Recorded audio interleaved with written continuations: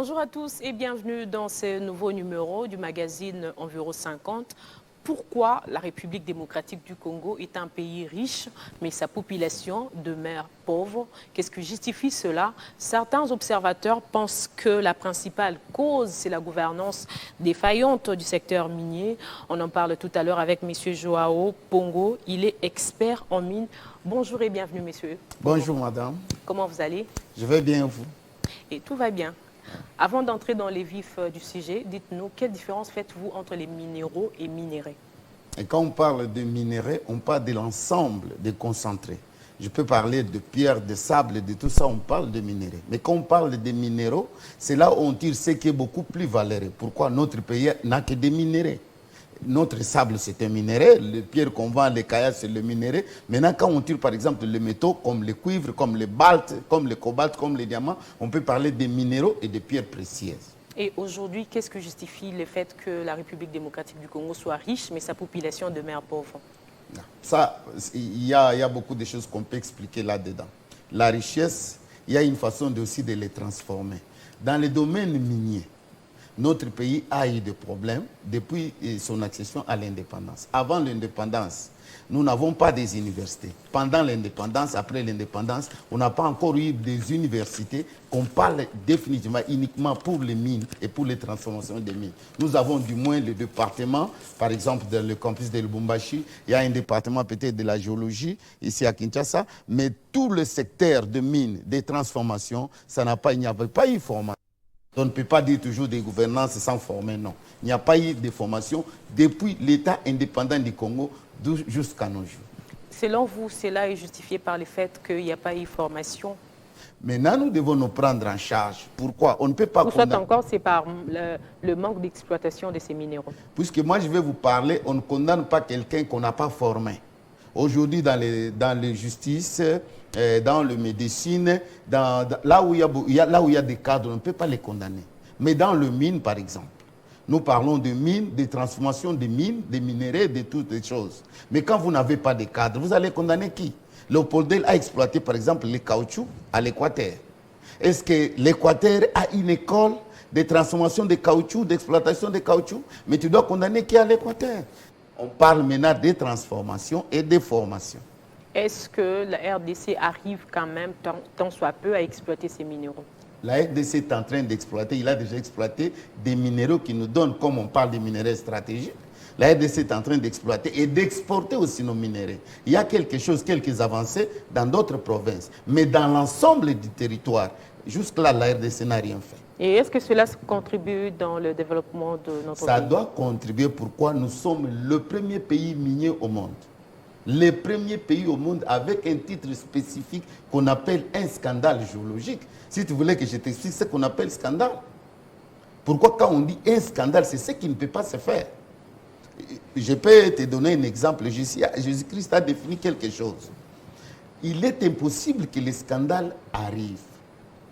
Il est impossible, mais malheur à celui sur qui le scandale arrive. Maintenant, nous sommes scandale géologique. Donc, quelque chose qui ne peut pas se faire. Maintenant, nous avons ce scandale. Comment se préparer pour surmonter cette étape de la vie? Et comment justifiez-vous sa contribution au regard de ce qui se passe dans la partie est du pays? Les gens meurent chaque jour en raison justement de notre richesse, la richesse qu'a la RDC, la République démocratique du Congo. Comment est-ce que cela contribue au développement de la RDC, comme vous l'aviez affirmé tout à l'heure, pendant que les gens meurent tous les jours? Quand les gens meurent là où il y a les minéraux stratégiques, pourquoi dans nos formations, au niveau des universités, moi par exemple, j'avais un professeur russe qui m'a dit en 2011 qu'un jour, la RDC va être envahie par les Occidentaux. Donc vous devez bien collaborer avec des Occidentaux sur les façons de votre marché avec les Occidentaux concernant les minéraux. Donc il y a la guerre là où il y a les minéraux. Pourquoi dans des pays où il n'y a pas de minéraux, il n'y a pas de guerre? C'est pour ça, c'est même le motif de notre agression. Les gens nous agressent pour voler nos minéraux. C'est là où il y a les problèmes. Est-ce que ces minéraux sont vendus de manière légale ou soit c'est de manière illégale? Ça peut être légal ou ne pas être légal, mais il y a un processus. Qui exploite les minéraux, qui transforme les minéraux et qui vend les minéraux. C'est là le processus qu'on doit suivre. Te dire que c'est mal commercialisé. Nous avons des cadres. Nous venons de voir le Premier ministre qui vient de passer. C'est un ingénieur en métallurgie matérielle. Quel est le processus à suivre, la procédure pour justement vendre de manière légale nos minéraux? C'est-à-dire le processus à suivre. Tout d'abord, nous devons avoir les formations. On doit former nos enfants pour le futur. On doit former les cadres. Dans une mine, là où on exploite par exemple les minéraux ou les matériaux, les métaux, nous devons avoir à peu près 6 types d'ingénieurs. Nous avons un géologue qui a des responsabilités dans une mine. Nous avons besoin d'un ingénieur en métallurgie et matériel que nous appelons un transformateur. Nous avons besoin d'un ingénieur en explosifs qui doit travailler dans des roches, le plus dur, pour des explosifs. Nous avons besoin d'un ingénieur en informatique et un ingénieur en électronique. Nous avons aussi des experts dans le domaine des transports miniers. Nous devons avoir aussi des ingénieurs dans le domaine de l'environnement minier. Quand on parle, il y a la différence, un ingénieur en environnement minier et un ingénieur de l'environnement. Si ce processus est respecté, lorsque, avant l'exploitation d'une mine ou d'un gisement ou d'un kimberlite, il y a quelqu'un qui va faire des recherches. Ce chercheur, on l'appelle, c'est un géologue qui est le responsable de la terre. Après avoir fait les recherches, il a droit à inviter un ingénieur de mine qui est l'exploitant. Un exploitant, quand il amène ce matériel, il transmet ça à un ingénieur de métallurgie et matériel. C'est lui qui doit transformer ces matériels. Après ce processus, c'est lui qui sait qu'est-ce qu'on va faire avec ce minerai. C'est un géologue. C'est lui qui connaît que le minerai tel fait ceci, on va faire ça avec ce minerai. C'est là où quelqu'un qui va vendre quelque chose, qui lui-même domine la matière. À ce moment-là, il y a un processus qui est suivi. Ce n'est pas une question de politicien. Ce n'est pas une question d'un professeur d'université. C'est une question des experts. C'est ça ce que je sais à ma connaissance. Donc, c'est les problèmes que nous avons dans notre pays. Donc, on peut avoir des gens qualifiés qui doivent travailler dans ces domaines pour donner un produit et à sa juste valeur. Monsieur Pongo, revenons un peu en arrière. Nos grands-parents ont été des exploitants artisanaux. Bon, j'imagine, il y a certains, la grande partie d'entre eux n'ont jamais été à l'école, mais ils ont quand même su faire ce travail d'exploitants artisanaux. Mais vous insistez beaucoup plus sur la formation. Pensez-vous que cela, c'est vraiment les vrais problèmes qui causent les soucis dans ces secteurs? Donc un pays est en train de perdre beaucoup d'argent dans les domaines d'exploitation artisanale. Laissez-moi te dire une chose. La législation de 1910, dans l'état où le pays était l'état indépendant du Congo, jusqu'en 1937, le Congo indépendant, seulement le Katanga qui était considéré comme une zone minière. De 1937 jusqu'en 1965, la Constitution a été modifiée, complétée. Là, on a reconnu que la RDC est un pays minier dans son ensemble. Maintenant, nous avons à cette époque, jusqu'en 1965, 3 industries minières. Je peux dire 2 qui étaient grands. Je peux parler les petits aussi des Kilomoto à l'époque. Il y avait la Gécamine, il y avait la Miba, il y avait aussi les Kilomoto. Maintenant, le pays entier est reconnu comme un pays minier. La majorité de l'exploitation maintenant qui reste, c'est l'exploitation artisanale. Il y a des minéraux à Bas-Congo, au Congo central, il y a des minéraux à l'Équateur, il y a des minéraux au Kasaï, il y a des minéraux à Maniema, à l'est du Congo, sur toutes les années des territoires. Mais nous avons des grandes industries, à peu près 3 ou 4 industries. C'est-à-dire, ce qui domine, c'est l'exploitation artisanale. Et c'est quoi une exploitation artisanale? C'est là où on exploite individuellement sans utiliser la capacité industrielle. Maintenant, ce que nous avons découvert, c'est quoi? Dans cette exploitation artisanale, depuis 1937 jusqu'à nos jours, il n'y a pas une législation bien déterminée sur l'exploitation artisanale, sur l'étendue des territoires nationaux.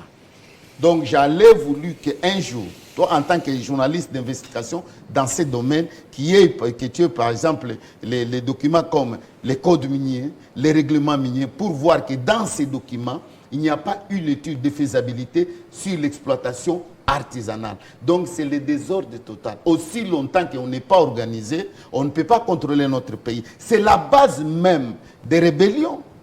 Des rebelles, ils viennent là-bas pour exploiter d'une façon artisanale. Pourquoi ils ne peuvent pas utiliser l'industrie? C'était ça même la base des organisations qui se trouvent dans notre pays. Et qui peut exploiter les mines? Parce qu'aujourd'hui, nous voyons même des étrangers être à la tête des sociétés dont vous venez de citer l'une il y a quelques heures ici. Ce sont eux qui dirigent toutes ces entreprises-là. Selon vous, qui doit diriger les mines en RDC? Selon la loi congolaise, à l'université, on nous a appris 2 ou 3 choses. Quand vous allez étudier, pour étudier ce qui se passe dans le mine, vous devez étudier la législation d'autres pays miniers pour voir si dans votre pays, vous ne vous conformez pas à ces lois. Par exemple, nous avons un grand pays minier comme la Russie, comme l'Afrique du Sud, comme la Chili, comme l'Australie, comme l'Angola. Il y a aussi des minéraux. Mais qu'est-ce qui se passe? L'investisseur qui va venir avec de l'argent, il doit être un étranger. On doit les respecter. Mais lui aussi... Mais est-ce qu'il doit être à la tête de cette entreprise? Il doit être à la tête. Il peut diriger même l'AMIBA en se conformant à nos lois. Nous avons le problème de la loi. Mais est-ce qu'il se conforme? Est-ce qu'il se conforme à nos lois? C'est pas ça les vrais problèmes qui créent les soucis dans ce secteur des mines. Dans l'ingénierie, on ne voit pas l'argent, on voit la compétence. Quelqu'un, il va diriger. Mais le pays n'a pas que besoin de la compétence, il a aussi besoin des moyens pour se développer. Le chef de l'État fait beaucoup de déplacements ici pour aller chercher l'argent ailleurs, pendant que dans notre propre pays, avec le secteur minier, le pays peut se développer. En tant que marketeur, ce qu'il est en train de faire, ça me plaît. Pourquoi il est en train de vendre le pays? Maintenant, c'est lui qui amène l'argent, c'est l'investisseur. Il doit investir dans le pays en se conformant aux normes de notre pays. C'est là où il y a les problèmes. Quand quelqu'un vient pour investir, il doit rencontrer des lois. Il doit respecter ces lois. En conformité à ces lois, nous allons collaborer ensemble. C'est là où il y a les problèmes. On ne peut pas aller en dehors de ce qu'on a écrit dans nos droits, dans nos lois que nous devons respecter. Dans tous les pays du monde, il n'y a que des investisseurs étrangers. Même aux États-Unis, on exploite le pétrole américain par les Anglais. Donc, nous avons besoin des investisseurs étrangers, mais qui se conforment à nos lois lorsque ces lois sont bien établies. Mais est-ce qu'il y a d'abord les suivis? Est-ce qu'il y a des suivis dans ces secteurs pour vérifier que ces gens-là se conforment à nos lois? Les problèmes qui doivent suivre qui? Puisque moi, par exemple, je vais te dire une seule chose. Et j'ai constaté une chose dans le code minier, dans notre législation minière. Comme idée, je pourrais dire que les jours où on va arriver à faire une révision constitutionnelle, on peut revoir aussi ces lois. Je vais te donner un exemple sur l'exploitation des gisements qu'on appelle rejet. Vous avez entendu ces mots, non? Rejet, ça veut dire quoi? Dans notre expression, dans le code minier ou dans le règlement minier, on a parlé de l'exploitation des rejets. Les rejets, ce sont des réserves lorsqu'on exploite par exemple les cuivres. Là, on exploite les cuivres, on tire seulement les cuivres. Tous les minéraux qui se retrouvent dans ces gisements sont rejetés, on appelle ça rejet. Mais un cas pour la RDC, par exemple, c'est ce que je vais te montrer. La RDC, c'est un pays riche en minéraux. Quand on exploite les cuivres, là où on exploite les cuivres, il y a plus de 239 minéraux qui existent. Les cuivres font partie des 240e minéraux qui accompagnent. Maintenant, toi, tu viens pour exploiter, tu exploites seulement les cuivres. Maintenant, les 239 minéraux qui restent, on met ça comme rejet. Dans ces rejets, on retrouve là-bas, par exemple, l'or, le cobalt, qui est aussi minéraux stratégique. Il y en a tant d'autres minéraux qui accompagnent. On met ça dans le rejet. Mais dans une expression scientifique, en tant qu'expert, je ne peux pas appeler ces choses que c'est le rejet. Pourquoi les rejets, c'est ce qu'on jette qui n'a pas de valeur. Mais en RDC, tout ce qu'on jette a de valeur. Maintenant, ces rejets-là, quand on exploite les cuivres, là-bas, il y a des cobalt, il y a du diamant, il y a de l'uranium. C'est ça ce qu'on appelle les rejets. Maintenant, dans notre constitution, dans la législation minière, il n'y a pas une loi qui protège des rejets. Et on ne peut même pas l'appeler rejet, on doit l'appeler gisement artificiel. Pourquoi? Pour être exploité, on a utilisé beaucoup d'argent pour l'extraction de ces réserves. Maintenant, on prend des grands minéraux pour garder, on met ça comme des rejets. Maintenant, les gens commencent à commercialiser ça. Maintenant, quand un blanc vient avec son argent pour exploiter des régions, il est en train de voler le peuple congolais. Pourquoi? Là-bas, il n'y a pas de droits et de lois sur la protection de ces minéraux stratégiques qui sont en train d'être cachés dans le rejet, les soi-disant rejets. Mais ce n'est pas le rejet. Dans les codes miniers, on doit mentionner, c'est le gisement artificiel qui est réserve de l'État qui ne peut être exploité qu'après avoir exploité un gisement, à la fermeture des gisements, pour la restauration des terres ou la construction des musées, on doit maintenant exploiter les rejets que nous appelons les gisements artificiels. Maintenant, quand un blanc vient chez nous, il a exploité le cuivre, mais il voit que là-bas, on est en train de jeter le cobalt. Il ne vole pas les Congolais. Il est en train de violer la loi qui n'existe pas. Donc nous avons besoin de ces lois. Dans ce genre-là, qui sont les législateurs, ils doivent penser pour mettre ces choses en œuvre. Pourquoi nous condamnons les gens qui viennent? Qu'est-ce que ces gens qui viennent? Ils retrouvent des lois et des règlements qu'ils peuvent suivre. C'est là où il y a les problèmes. Monsieur Pongo, revenons encore un peu en arrière.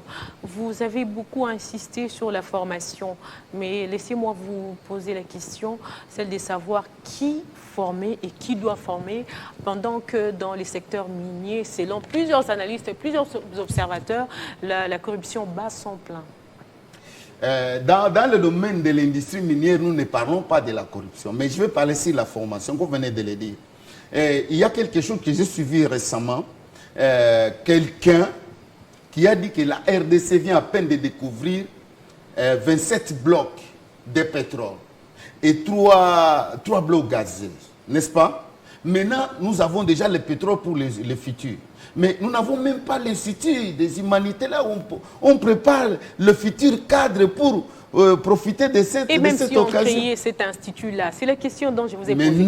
Qui doit former qui? Il y a l'intervention des ministères transversales. Je veux parler des ministères de l'enseignement supérieur, universitaire, je veux parler des ministères de l'environnement, je veux parler des ministères des mines, des ministères de l'éducation. Tout le monde doit participer à la formation. Nous avons des minéraux. Au moment où je vous parle, ici à Kinshasa, il n'y a aucun institut qui a le département des mines. Nous avons seulement un département de géologie au campus des universités.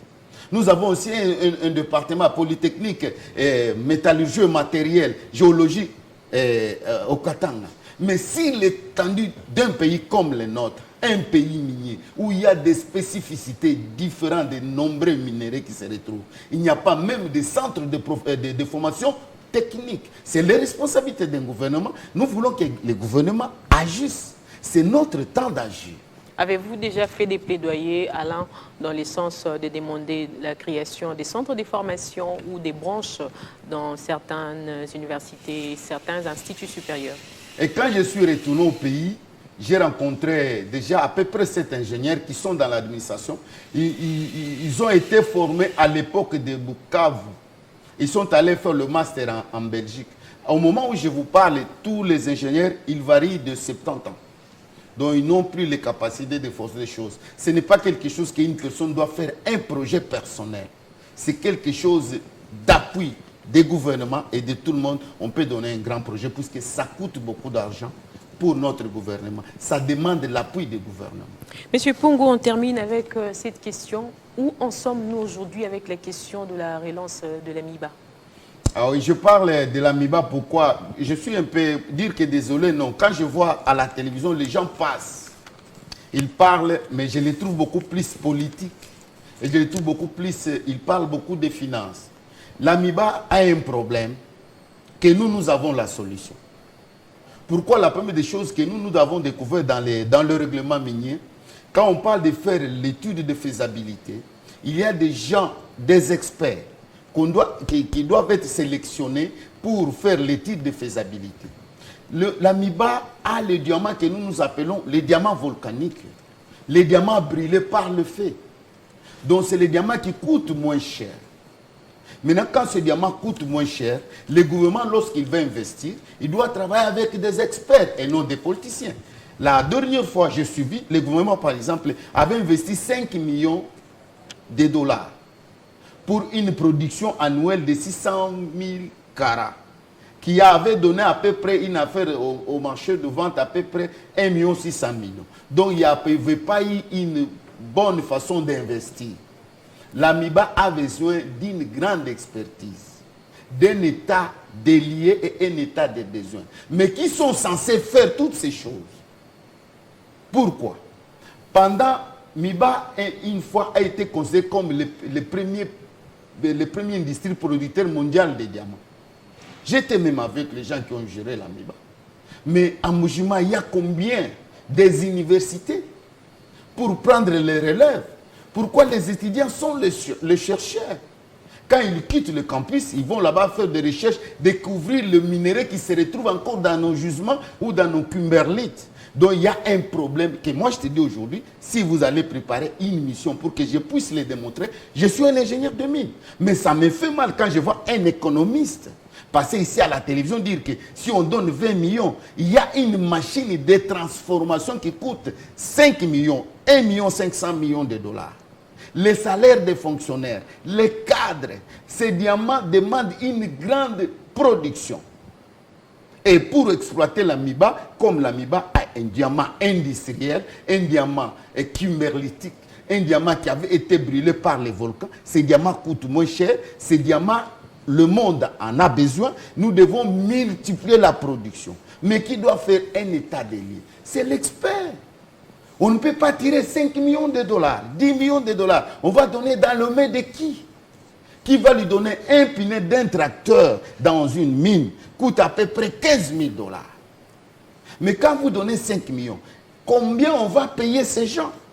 Pour combien de temps? Dans une production minière, dans un kimberlite comme celle de l'AMIBA. Quand vous investissez avec l'étude de faisabilité, vous savez que dans autant de jours, vous avez gagné autant. Mais si l'investisseur ne gagne pas, est-ce qu'il peut continuer à faire ça? C'est pour cela que nous gardons ces clés. Si le gouvernement a besoin de nous, nous sommes une équipe des ingénieurs, quel que soit leurs âges, ils sont déterminés à venir aider notre pays. Sauf que nous n'avons pas cet espace que vous nous donnez aujourd'hui pour exprimer nos... Merci beaucoup, M. Pongo, d'avoir répondu à notre invitation. Je rappelle que vous êtes expert en mine. C'est moi qui vous remercie. Et à vous, Madame, Messieurs, merci de nous avoir suivis et bon tous tes programmes sur Télé 50.